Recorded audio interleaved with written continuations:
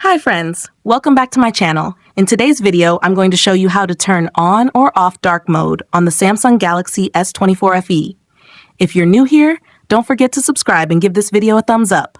Now let's dive in. Step 1.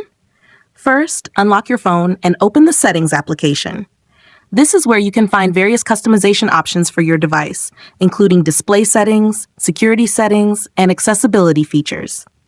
Step 2. Now locate the search icon in the top right corner and tap on it.